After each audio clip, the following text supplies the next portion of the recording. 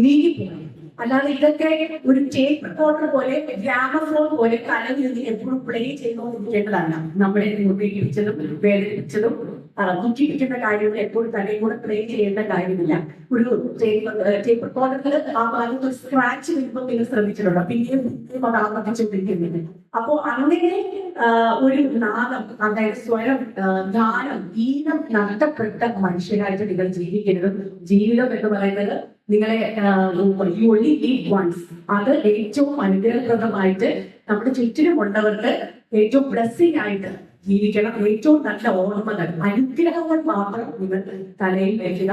ബാക്കിയുള്ളതൊക്കെ നിങ്ങൾ ഡിലീറ്റ് ചെയ്തിട്ട് ഈ ഒരു ലോകത്തിൻ്റെതായിട്ടുള്ള ആധുനികതയൊക്കെ നന്മകളും ഒക്കെ സ്വീകരിച്ചുകൊണ്ട് സ്മാർട്ട് ഹ്യൂമൻ ബീയിങ്, നന്മയുണ്ടാവും, മറ്റുള്ളവരെ സ്നേഹിക്കുന്ന, മറ്റുള്ളവരെ കരുതുന്ന, മറ്റുള്ളവരുടെ പ്രതിജീവിക്ക് കാരണമാകുന്ന നല്ല ഹൃദയമുള്ളവരായിട്ട് വരണം. എനിക്ക് തോന്നുന്നത് ഇവിടെ ഡോക്ടർ ദ്രൗപദി മുർമു നമ്മുടെ ഇന്ത്യൻ പ്രസിഡന്റ് ഓർക്കുമ്പോൾ ഞാൻ ഇന്ന് സ്വപ്നം കാണുന്നു. ഇതിന്റെ നിങ്ങളുടെ ഇടയിലുള്ളവരൊക്കെ ഇന്ത്യയുടെ തലപ്പുറത്ത് വരുന്ന നല്ല ഭരണാധികാരികൾ, നല്ല ആശയങ്ങൾ, നല്ല ചിന്തകളൊക്കെ ശ്രദ്ധിക്കണം.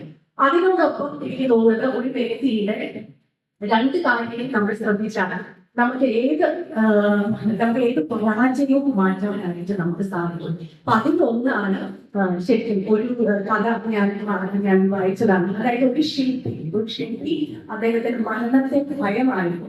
അപ്പൊ അതുകൊണ്ട് തന്നെ ഈ മരണഭൂതം വരുന്ന സമയത്ത് തിരിച്ചറിയാതിരിക്കാൻ വേണ്ടി അദ്ദേഹത്തെ പോലെ തന്നെ 10 ശില്പങ്ങൾ ഐലഞ്ചിൽ നിർമ്മിച്ചു. അപ്പൊ ഈ മരണഭൂതത്തിലെ ഓരോ ശില്പങ്ങളെയും ഇങ്ങനെ നോക്കി ശില്പി ഏതാണ് തിരിച്ചറിയാൻ സാധിക്കാതെ ദുഃഖിച്ച് അവിടെ നിൽക്കുകയായിരുന്നു. ആ സമയത്ത് ചിരിക്കാൻ നോക്കി, കരയിച്ച് നോക്കി, ഒരു തൂവൽ വെച്ച് ഒന്ന് ചിരിക്കോട്ടോ തൂവൽ വെച്ചിട്ട് അങ്ങനെ ഇളക്കി നോക്കി, ഒരു രീതിയിൽ ചിരിക്കുന്നതുമില്ല. അപ്പൊ അങ്ങനെ നോക്കി ചിരിക്കുന്ന സമയത്ത് മരണത്തൂവൽ മനസ്സിലായി. എന്നപ്പോഴേക്ക് വേറെ ഒരു പ്രയോഗം ഓർക്കാമെന്ന് പറഞ്ഞിട്ട് അദ്ദേഹം സ്വയം പറഞ്ഞു. എന്നിരുന്നാലും ഈ 10 ശില്പങ്ങളിൽ തീർച്ചയായിട്ടും ഒരു കുറവുണ്ടാകുന്നു. ഒരിക്കലും ഒരു ശില്പി ഇത്രയും പെർഫെക്റ്റ് ആയിട്ട് നിർമ്മിക്കാൻ സാധിക്കുന്നില്ല. എന്തായാലും ഒരു കുറവുണ്ട് എന്ന് പറഞ്ഞു. ഈ ഒരു സ്റ്റേറ്റ്മെന്റ് പറഞ്ഞതോടുകൂടി ശില്പി സംസാരിച്ചു. അദ്ദേഹം പറഞ്ഞു, എനിക്ക് കുറവുണ്ടാകാനാണ്, ഞാൻ ഉണ്ടാക്കുന്നതൊക്കെ മാസ്റ്റർ പീസാണ്, എന്നെ പരാജയപ്പെടുത്താൻ ആർക്കും സാധിക്കുന്നില്ല എന്ന് അതിനെ നന്നായിട്ട് നർച്ചർ ചെയ്ത് ഒക്കെ വളർത്തുന്നത്. കാരണം സ്ത്രീകൾക്ക് ധാരാളം ശക്തി, പൊട്ടൻഷ്യലും ഓപ്പർച്യൂണിറ്റീസും അവസരങ്ങളും ഉണ്ടാകുന്ന ലോകത്താണ് ജീവിക്കുന്നത്. അപ്പൊ തീർച്ചയായിട്ടും നിങ്ങളുടെ ഒക്കെ ഉള്ളിൽ ഒരു സ്പാർക്ക് ഉണ്ട്. നിങ്ങൾ എല്ലാവരും യുണീക്കാണ്, ഡിഫറെന്റ് ആണ്. അതുകൊണ്ട് തന്നെ നിങ്ങൾക്ക് ഉയരങ്ങൾക്ക് കീഴടക്കാനുള്ള എല്ലാവിധ ടാലൻസും ഉണ്ട്. ആരും ആരെ പോലെ മറ്റൊരു വ്യക്തിയെ പോലെ ആകാനായിട്ട് കോപ്പി ചെയ്യേണ്ട കാര്യമില്ല. സൂപ്പർ വുമൻ ആവാനോ അങ്ങനെയൊന്നും കാര്യമില്ല. നമ്മൾ നമ്മുടേതായിട്ടുള്ള സ്ഥാനത്ത് ഇരുന്നുകൊണ്ട് നമുക്ക് എങ്ങനെ ബ്ലൂം ചെയ്യാം എന്നുള്ളതാണ് നമ്മൾ വിചാരിക്കുന്നത്. ഇപ്പൊ ബന്ധങ്ങളുടെ കാര്യത്തിൽ ഏറെ വെല്ലുവിളി, ഞാൻ പ്രത്യേകിച്ച് എറണാകുളത്ത് താമസിക്കുന്നു, അതുകൊണ്ട് ഞാൻ മനസ്സിലാക്കുന്നു ബന്ധങ്ങളുടെ കാര്യത്തിൽ ഏറെ വെല്ലുവിളി ഞാൻ ഇങ്ങനെ സിമ്പിൾ ആയിട്ട് പറയാം. അതായത് ഐ ലവ് യു എന്നുള്ളത് ഒരു മാത്തമാറ്റിക്കൽ ഫംഗ്ഷൻ ആയിട്ട് നമ്മൾ എഴുതുകയാണെങ്കിൽ ഐ ലവ് എന്നുള്ളത് കോൺസ്റ്റന്റ്, യു എന്ന് പറയുന്നത് വേരിയബിൾ. അതായത് ഐ ലവ് എന്നുള്ളത് മാറ്റമില്ല, ഞാൻ സ്നേഹിച്ചുകൊണ്ടേയിരിക്കുന്നു. പക്ഷെ യു എന്ന് പറയുന്നത് മാറിക്കൊണ്ടേയിരിക്കും. ഇതുകൊണ്ടാണ് ഏറ്റവും കൂടുതൽ അപകടങ്ങൾ ബന്ധങ്ങളിൽ നിന്നുള്ളത്. പുസ്തകങ്ങൾ മനസ്സിലാക്കലാണെങ്കിൽ ഒരു വ്യക്തിയുടെ 3 ഘട്ടങ്ങൾ അതിലുണ്ട്. അതായത് ആദ്യത്തെ ഉത്തമ ഗീതം എന്ന് പറയുന്നത് ത്രില്ലിംഗ് പീരിയഡ് എന്ന് പറയും, ത്രില്ലിംഗ് ആയിട്ടുള്ള പീരിയഡ്. സദൃശ്യവാദങ്ങൾ എന്ന് പറയുന്നത് വിവേകം, ജ്ഞാനം, അതിന് വന്ന ഒരു പീരിയഡ്. മൂന്നാമത്തെ ബുക്കാണ് സഭാപ്രസംഗി. അതിന് പിന്നെ ലാസ്റ്റ് നമ്മുടെ ആ ഒരു വാർദ്ധക്യത്തിലോട്ട് തിരിച്ചറിവിലോട്ടൊക്കെ എത്തിക്കഴിഞ്ഞിട്ട് നമ്മൾ പറയാം എല്ലാം മായ, ഭൂമിക്ക് ആകാശത്തിന് കീഴെ ഭൂമിക്ക് കീഴെ എല്ലാം മായ എന്നുള്ളത്. അപ്പൊ നിങ്ങൾ എല്ലാവരും ഈ ഒരു ഘട്ടത്തിലൂടെ കടന്നു പോകുക. അപ്പൊ ഈ ഒരു തിരിച്ചറിവ് ഉണ്ടെങ്കിൽ മാത്രമേ നമ്മൾ രക്ഷപ്പെടുള്ളൂ. ഇപ്പോ ഞാൻ പലപ്പോഴും ഞാൻ ഒരുപാട് കൗൺസിലിംഗ് ഒക്കെ ചെയ്താണ്. നിങ്ങൾ ഇവിടെ ഇരിക്കുന്നത് ഇത് ഒരു വനിതകളുടെ സ്കൂളാണ്. അതുകൊണ്ട് തന്നെ ഞാൻ പറയുന്നത് പ്ലീസ് ഈ വുമൻസ് വുമൻ, ഗേൾസ് ഗേൾ, വനിതകളുടെ വനിത, ഗേൾസ് ഗേൾ ആണ്. കാരണം മാർച്ച് 8 വനിതാ ദിനം ഞാൻ നിരവധി പാനൽ ഡിസ്കഷന് പോകുമ്പോൾ ഞാൻ എടുത്തു പറയുന്നതാണ്. പലപ്പോഴും സ്ത്രീകളെ ഏറ്റവും കൂടുതൽ തകർക്കുന്നത് വേറൊരു സ്ത്രീയാണ്. അപ്പോൾ ഒരു വനിതകളുടെ വനിതയാവാനായിട്ട് നമ്മൾ എപ്പോഴും അതിനുള്ള എഫേർട്ട് എടുക്കണം. കാരണം നമ്മൾ കടന്നുപോയ തിക്തമായിട്ടുള്ള പാതയിലൂടെ വേറൊരു സ്ത്രീ കടന്നു പോകരുത് എന്നുള്ള വിശാലമായിട്ടുള്ള ഒരു ഹൃദയമാണ് ആദ്യം വരുന്നത്. അപ്പൊ സ്പർശിക്കുമ്പോഴാണ് നമ്മളെ ഉണർത്താൻ സാധിക്കുന്നത്. അപ്പൊ ഞാൻ നിങ്ങളോട് സ്നേഹപൂർവ്വം പറയുന്നു, എന്റെ ജീവിതത്തിലും ഞാൻ കടന്നുപോയ വഴികളിൽ എനിക്ക് ഒരുപാട് പരാജയങ്ങൾ സംഭവിച്ചിട്ടുണ്ട്. ബന്ധങ്ങളുടെ കാര്യത്തിൽ അവിടെ എനിക്കും പരാജയ വീഴ്ചകൾ വന്നത് ഈ ഈഗോയുടെ കാര്യത്തിലാണ്. അതുകൊണ്ടാണ് നമ്മൾ എപ്പോഴും അനുഭവം അടിസ്ഥാനമാക്കിയിട്ടാണ് ഞാൻ സംസാരിക്കുന്നത്. അപ്പോൾ ഈഗോ നമ്മൾ കിൽ ചെയ്യുമ്പോൾ തന്നെ നമ്മൾ വളർന്നു കഴിയും. ഈഗോയെ നമ്മൾ ആദ്യം കൊല്ലുക, അത് കഴിഞ്ഞ് നമ്മൾ ചെയ്യുന്ന എല്ലാ കാര്യങ്ങളും നമ്മൾ വിജയത്തിലോട്ട് വരും. അതുപോലെ എനിക്ക് രണ്ടാമതായിട്ട് പറയാനുള്ള കാര്യമാണ് താഴ്മ.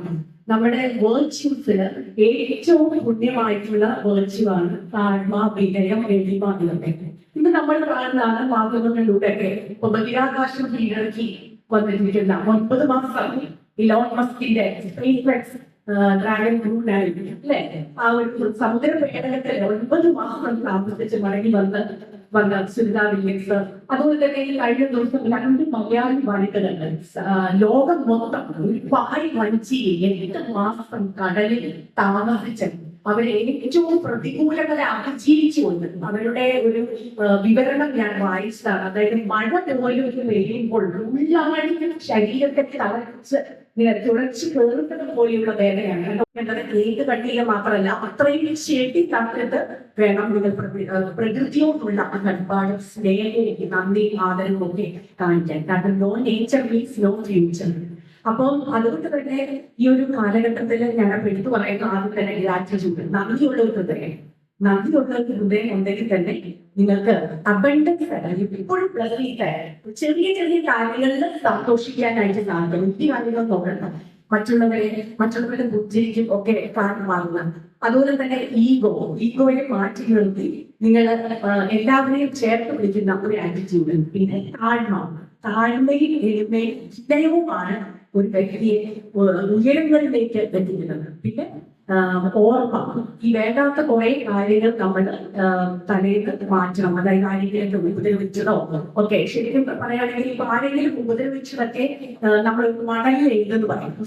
നമ്മളെ സഹായിച്ചത് ഒരു പാറയിൽ. ഇപ്പൊ തന്നെ പ്രളയം, പല രീതിയിലുള്ള പ്രകൃതി ദുരന്തങ്ങൾ, കാട്ടിൽ നിന്നുള്ള രീതികളൊക്കെ നാട്ടിലോട്ട് വരികയും പല രീതിയിലുള്ള ആക്രമണങ്ങളും കൃഷിയും ഒക്കെ നശിക്കുകയും സാധ്യത നമ്മൾ പ്രകൃതിയും കൂടെ ചേർത്ത് പിടിച്ചിട്ടായിരിക്കണം നമ്മൾ ഓരോ നീക്കുന്നത്.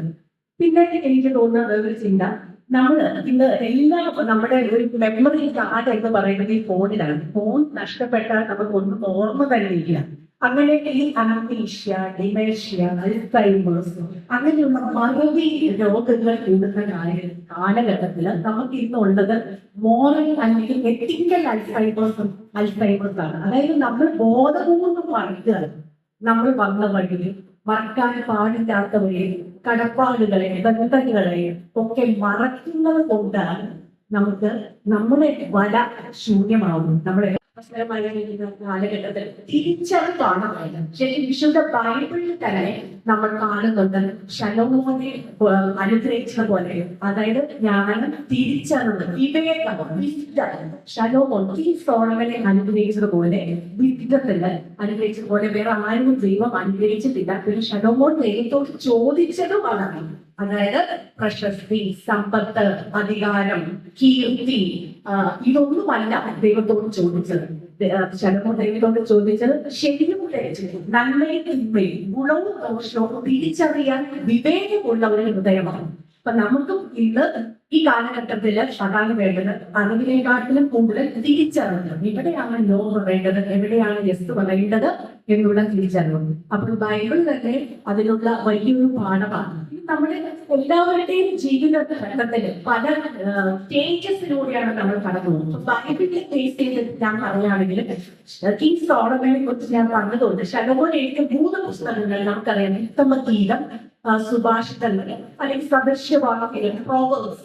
ദുഃഖങ്ങൾ വരും, നമ്മളെ അവഗണന വരും, തോൽവി വരും, പരാജയം വരും, നിന്ദ, പരിഹാസം, ഇതൊക്കെ മനുഷ്യ ജനത്തിലുള്ളതാണ്. അതായത് എപ്പോഴും സന്തോഷമായിട്ട് ഇരിക്കേണ്ട ആവശ്യം ഒരു മനുഷ്യനില്ല. പിന്നെ ജീവിതത്തിലെ തോൽവിയിൽ നിന്നും പ്രതിസന്ധികളിൽ നിന്നും ഭയപ്പെട്ട് നമ്മൾ ഒളിച്ച് ഒരു എസ്കേപ്പ് എടുക്കേണ്ട കാര്യമില്ല. അത് നമ്മൾ ഉദാഹരണം ഫേസ് ചെയ്തേ പറ്റും. അപ്പോ നമുക്ക് ജീവിതത്തിന് തോൽവികൾ എടുക്കാനായിട്ട് നമ്മൾ പരിശീലിച്ചേ പറ്റും. അല്ലാതെ എപ്പോഴും നമ്മൾ വിജയത്തിന്റെ സ്വാഗതം കിട്ടുകയല്ല. എന്റെ ഒരു കാഴ്ചപ്പാടിൽ ഞാൻ കണ്ടുമുട്ടിയ വ്യക്തികളിൽ പരാജയപ്പെട്ട വ്യക്തികളുടെ കഥകളാണ് ഒന്നുകൂടി ഇൻസ്പയർ. കാരണം അവർ കടന്നു പോകുന്ന പണികൾ, അവർ അനുഭവിച്ച തീർത്ഥമായിട്ടുള്ള കൈപ്പൂറിയ അനുഭവങ്ങളാണ് അവരുടെ കാഴ്ചപ്പാടുകളെ ശാസ്ത്രം ചെയ്തിരിക്കുന്നത്. അപ്പൊ നമ്മൾക്ക് ഇന്നത്തെ ഒരു ലോകത്ത് ഇപ്പൊ ഈ മാതാപിതാക്കൾ ഗൂഗിൾ ദൈവം എന്ന് പറയും. കാരണം ഗൂഗിൾ ആ ഏറ്റവും വലിയ ലൈബ്രറി. അധ്യാപകർക്ക് വരെ ഡോക്ടറോട് ചോദിക്കുകയാണെങ്കിൽ എല്ലാം ഗൂഗിളിനെ ആശ്രയിച്ചാണ് പലരും അഭിപ്രായങ്ങളിലൊക്കെ ഇന്ന് നമ്മൾ ഡിപെൻഡ് ചെയ്തിരിക്കുന്നത്. ഒരു കാര്യം പറഞ്ഞ് ധരിപ്പിക്കാനുള്ള നിങ്ങളുടെ നൈപുണ്യം, ഇതൊക്കെ തന്നെയാണ് ഇന്ന് ലോകത്തിന്റെ ലക്ഷ്യം. കാരണം ഇന്ന് ഈ AI നിർമ്മിത ബുദ്ധി അതിന്റെയൊക്കെ ഒരു കാലഘട്ടത്തിൽ മനുഷ്യനെ പോലെ ചിന്തിക്കാനും പ്രവർത്തിക്കാനും ഒക്കെ മനുഷ്യന് തന്നെ സാധിക്കുന്നുള്ളൂ. അത് ഇറീപ്ലേസിബിൾ ആയിട്ടുള്ള റോളാണ്. അപ്പൊ ഈ ChatGPT അതൊക്കെ വന്നിരുന്നെങ്കിലും നമ്മളുടെ ഒരു റോളുണ്ട്. അപ്പൊ അത് നികത്താൻ സാധിക്കത്തില്ല. സോഷ്യൽ മീഡിയ നിങ്ങൾ നന്നായിട്ട് ബുദ്ധിപൂർവ്വം ഉപയോഗിക്കുകയാണെങ്കിൽ നിങ്ങൾക്ക് തന്നെ ധാരാളം വരുമാനം, നിങ്ങൾക്ക് സ്വയം മറ്റുള്ളവരെ ആശ്രയിക്കാതെ ബ്ലോഗ് വഴി ഒക്കെ ചെയ്യാനുള്ള ഓപ്പർച്യൂണിറ്റീസ് ഉണ്ട്. അപ്പൊ പഠനത്തോടൊപ്പം തന്നെ ലേണിംഗിന്റെ കാര്യം ഞാൻ പറയുകയാണെങ്കിൽ ലേൺ, റീലേൺ, അൺലേൺ എന്നും കൂടി പറയും. കാരണം ലേണിങ്ങിനോടൊപ്പം തന്നെ പ്രധാനമായിട്ടുള്ള ഒരു കാര്യമാണ് അൺലേണിംഗ്. കാരണം അപ്രസക്തമായിട്ടുള്ള ഒരുപാട് പ്രസക്തി ഇല്ലാത്ത കാര്യങ്ങൾ നമ്മുടെ കലയിലുണ്ട്, നമ്മൾ മനസ്സിലാക്കാൻ വെച്ചിട്ടില്ല. അതൊക്കെ ഉപേക്ഷിച്ചാൽ മാത്രമേ നമുക്ക് ഫ്രഷ് ആയിട്ട് പുതിയ കാര്യങ്ങൾ സ്വീകരിക്കാനായിട്ട് സാധിക്കുള്ളൂ. അപ്പോ ഇത് നിങ്ങൾ നിരന്തരം ഇത് നമ്മളെ വായനാദിനം വരികയാണ്. ഓരോ ദിനത്തിൽ മാത്രം നിങ്ങൾ വായിക്കുന്നു. ഈ പരിസ്ഥിതിയിലൊക്കെ 365 ദിവസവും ഒബ്സർവ് ചെയ്യേണ്ടതാണ്. അനായാസകരമാക്കാനുള്ള ഒരു തിരക്കുണ്ടല്ലോ, smart note, smart city, smart class room, smart വീട്ടമ്മ എന്നുമുള്ള ഈ കാലഘട്ടത്തിന് നമ്മൾ ചിന്തിക്കേണ്ടത് നമ്മൾ ഓരോരുത്തരും എത്രമാത്രം smart students, smart human beings ആണ് എന്നത് കൂടിയാണ്. ഇപ്പൊ ഈ കഴിഞ്ഞ ദിവസം തന്നെ കഴിഞ്ഞു പോയി ജൂൺ 5 നടന്ന പരിസ്ഥിതി ദിനത്തിന് നമ്മൾ ഇന്നും ചിന്തിക്കുകയാണെങ്കിൽ റെഡ്യൂസ്, റീയൂസ്, റീസൈക്കിൾ എന്ന് പറയുന്നതിനോടൊപ്പം തന്നെ നമുക്ക് ഇതിന്റെയൊക്കെ ഉപയോഗം തന്നെ കുറച്ചുകൂടെ, അതായത് നമുക്ക് ജീവിതം മിനിമലായിട്ട് നമുക്ക് ആവശ്യമുള്ള സാധനങ്ങൾ, നീണ്ടുള്ള സാധനങ്ങൾ മാത്രം നമ്മൾ കൈവശം വെച്ചാൽ മതി. അപ്പൊ ഈ ചിന്തകൾ നിങ്ങൾ ശ്രദ്ധിച്ചാൽ തന്നെ നിങ്ങളുടെ ജീവിതത്തിലോട്ടുള്ള ഔട്ട്ലുക്ക് തന്നെ മാറിക്കിട്ടും. എന്റെ ഒരു അഭിപ്രായത്തിൽ നമ്മൾ ഓരോരുത്തരും റീയൂസ് ഹീറോസ് ആവുകയാണ് ചെയ്യുന്നത്. അല്ലാതെ എല്ലാ വർഷവും നമുക്ക് പുതിയ പുതിയ സാധനങ്ങൾ നമ്മുടെ കയ്യിൽ വേണമെന്നില്ല. ഉപയോഗിച്ച സാധനത്തിലൂടെ നമുക്ക് പരിസ്ഥിതിയെ, പ്രകൃതിയോടുള്ള കടപ്പാടാണ് നമ്മുടെ പാഠമുള്ളത്. എന്താണ് ജീവിതത്തിൽ ആവശ്യമുള്ളത്? അല്ലാതെ നമുക്ക് പല പരാജയ വീഴ്ചകൾ, തോൽവികൾ സംഭവിച്ചിട്ടേ നമ്മൾ പഠിക്കൂ എന്നുള്ളത് ആ ചിന്താഗതി, വാശി, സ്റ്റബേർനെസ് ഒക്കെ മാറ്റി നമുക്ക് ദൈവം അനുഗ്രഹിച്ച് തന്നിരിക്കുന്ന കുഞ്ഞു ജീവിതം, കൊച്ചു ജീവിതം എങ്ങനെ നമുക്ക് അനുഗ്രഹമാക്കാം, അതിനോടൊപ്പം ഒറ്റക്കെട്ടായി നിന്ന് എങ്ങനെ മറ്റുള്ളവർക്കും കൂടി നമ്മുടെ ജീവിത യാത്രയെ നമ്മളോടൊപ്പം യാത്ര ചെയ്യുന്നവർക്കും കൂടി ഒരു ആശ്വാസമാക്കാം, ഒരു പുഞ്ചിരിയുടെ കാരണത്തിന് മാറ്റാനായിട്ട് സാധിക്കും എന്നുള്ളതാണ് നമ്മൾ ചിന്തിക്കേണ്ടത്. ഇപ്പൊ ഇവിടെ തന്നെ നമ്മൾ പറഞ്ഞ ഒരുമിച്ച് ഒറ്റക്കെട്ടായിട്ടാണ് നമ്മൾ വിജയിക്കുന്നത്. കാരണം ഒരാൾ ദുഃഖിച്ചിരിക്കുമ്പോൾ എങ്ങനെയാണ് മറ്റൊരാൾ സന്തോഷിക്കുന്നത്. അപ്പൊ ഇവിടെ ധാരാളം ഓപ്പർച്യൂണിറ്റീസ് ഉണ്ട്. പ്രത്യേകിച്ച് ഈ സ്മാർട്ട് ഫോണും സോഷ്യൽ മീഡിയ ഒക്കെ നിങ്ങൾക്ക് നല്ല രീതിയിൽ ഉപയോഗിക്കാൻ അറിയില്ലെങ്കിൽ ഏറ്റവും കൂടുതൽ റവന്യൂ. ഇപ്പൊ എന്റെ തന്നെ സുഹൃത്തുക്കളുടെ ഇടയിൽ അവര് പാചകത്തിലേക്കാണെങ്കിലും ലൈഫ് സ്റ്റൈൽ ആണെങ്കിലും ട്രാവൽ റിലേറ്റഡ് ആയിട്ടുള്ള ബ്ലോഗ്സിലൂടെയൊക്കെ അവര് മാസം ലക്ഷക്കണക്കിന് സോഷ്യൽ മീഡിയ വഴി വരുമാനം ഉണ്ടാക്കുന്നുണ്ട്. നമുക്ക് വിജയം ആസ്വദിക്കാൻ പറ്റില്ല. അപ്പൊ ഇവര് പഠിച്ച ഈ ഒരു സമുദ്ര പര്യടനത്തിലൂടെ അവർ പഠിച്ച പാഠം എന്താണെന്ന് ചോദിക്കുമ്പോൾ അത് ഒറ്റ സെന്റൻസിൽ ആയിട്ട് ചുരുക്കുകയാണ്: പ്രകൃതി ഞങ്ങളെ കൂടുതൽ വിനയമുള്ളവരാക്കുന്നത്. അപ്പൊ ഈ വിനയവും താഴ്മയും എളിമയാണ് നമ്മളുടെ ഏറ്റവും കൂടുതൽ അനുഗ്രഹം കൊണ്ടുവരാൻ പോകുന്നത്. കാരണം നമ്മൾ എല്ലാ കാര്യങ്ങളും നമ്മൾ വാദിച്ച് തർക്കിച്ച് തോൽപ്പിച്ച് ആരാണ് വലുത് ആരാണ് ചെറുതുള്ള രീതിയിൽ നമ്മൾ സംസാരിക്കേണ്ട കാര്യം. കുറെ കാര്യങ്ങൾ നമ്മൾ തോച്ചു കൊടുക്കുക, മാറി കൊടുക്കുക, വിട്ടു കൊടുക്കുക, തലമുടിച്ചു കൊടുക്കുക, അതിലൂടെയൊക്കെ നമുക്ക് അനുഗ്രഹങ്ങൾ മാത്രമേ ലഭിക്കുന്നുള്ളൂ.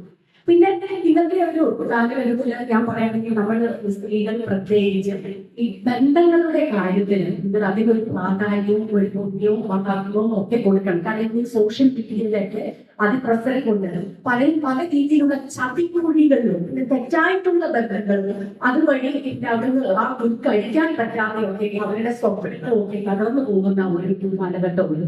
നമ്മൾ പറക്കാൻ പാടില്ലാത്ത പല കാര്യങ്ങൾ പറഞ്ഞു. ഇന്ന് ബന്ധങ്ങളാണ് ശരിക്കും ഏറ്റവും കൂടുതൽ തകർന്നുകൊണ്ടിരിക്കുന്നത്. അപ്പൊ അതുകൊണ്ട് തന്നെ നിങ്ങൾ ഈ കാര്യങ്ങളൊക്കെ മനസ്സിലാക്കിയാൽ മാത്രമേ നമ്മുടെ പഠനവും നമ്മൾ ഈ ഭാവിയിൽ ചെയ്യാൻ പോകുന്ന ജോലിയും ഒക്കെ ഏറ്റവും ആത്മാർത്ഥതയോടുകൂടി അനുഗ്രഹത്തോടുകൂടി ചെയ്യാനായിട്ട് സാധിക്കത്തുള്ളൂ. അപ്പൊ മറക്കാൻ പാടില്ലാത്ത കാര്യങ്ങൾ വന്ന വഴി അതൊക്കെ മറക്കാതെ ഇങ്ങനത്തെ ഗുരുത്വം എന്നുള്ളൊരു വാക്കുണ്ട്. അപ്പൊ അത് ശരിക്കും നമുക്ക് ഒരു അനുഗ്രഹമായിട്ടും ഒക്കെ ലഭിക്കണമെങ്കിൽ നമ്മൾ തീർച്ചയായിട്ടും ബന്ധങ്ങളെ അതിൻ്റെതായിട്ടുള്ള വിലയോടുകൂടി റെസ്പെക്റ്റോടുകൂടി ഒക്കെ കാണേണ്ടിയിരിക്കുന്നു. അതുപോലെ തന്നെ എനിക്ക് തോന്നിയ മറ്റൊരു ചിന്തയാണ് നമുക്ക് കഠിനാധ്വാനത്തിന്റെ, അതായത് ഹാർഡ് വർക്ക് ഇല്ലാതെ ഷോർട്ട് കട്ടിലോട്ട് പോകുന്നവരാണ് ഒക്കെ ആവർത്തിച്ച് പറഞ്ഞത് ക്യാമ്പയിൻസ് ഒക്കെ. അപ്പോ ജീവിതമാണ് ലഹരി എന്നൊക്കെ പറഞ്ഞു. എന്നാലും നമ്മുടെ ഐഡിയ ഓഫ് ഹാപ്പിനെസ് എന്താണ് എന്നത് കൂടി നിങ്ങൾ ഒന്ന് ചിന്തിക്കേണ്ടതുണ്ട്. സന്തോഷം ഓക്കെ, ഈ ഒരു കൂട്ടായിട്ട് സെന്റ് തെരേസ ഹയർ സെക്കൻഡറി സ്കൂളിൽ വരണം. ഉയർന്ന ബഹുമതികളും ലോകം നിങ്ങൾക്ക് നല്ല എഴുത്തുകാരൻ, നല്ല ചിന്തകര്, നല്ല മോട്ടിവേഷൻ സ്പീക്കേഴ്സ്, നല്ല ലീഡേഴ്സ് എല്ലാ മേഖലയും നിങ്ങൾക്കായി കാത്തിരിക്കുന്നു. പക്ഷെ അതേപറ്റി നിങ്ങൾ കഠിനാധ്വാനം ചെയ്യാം. നല്ല സൗഹൃദങ്ങൾ, നല്ല ബന്ധങ്ങൾ വഴി നിങ്ങളുടെ സ്വപ്നങ്ങൾ തീർച്ചയായിട്ടും സാക്ഷാത്കരിക്കും. അപ്പോ ഇത്രയും പറഞ്ഞ് ഞാൻ എന്റെ വാക്കുകൾ അവസാനിപ്പിക്കുന്നു. Thank you so much for this wonderful opportunity. God bless you all. അതിൽ പൊക്കത്തിന് തിരമാല, അതിനോടൊപ്പം തന്നെ ഒരു ആഡംബരമായിട്ടാണ് അവർ എഴുതിയിരിക്കുന്നത്. കാരണം വല്ലാതെ ഉയർന്നു കഴിഞ്ഞാൽ നമുക്കറിയാം നാവിഗേഷൻ ഒക്കെ മാറി, ദിശയൊക്കെ മാറി ആഴക്കടലാണ്. രണ്ട് വനിതകൾ മാത്രമേ ഉള്ളൂ. അതിനോടൊപ്പം തന്നെ ഈ സ്ത്രീകൾ ഒന്ന് പുതുച്ചേരി സ്വദേശി, രണ്ടാമത് കോഴിക്കോട് സ്വദേശിയുമാണ്. അവർ പറഞ്ഞത് അവര് ആശാരി പണി, പ്ലംബിംഗ്, ഇലക്ട്രീഷ്യൻ എല്ലാ പണികളും കപ്പലൊക്കെ അവർ ചെയ്തിരിക്കുന്നു.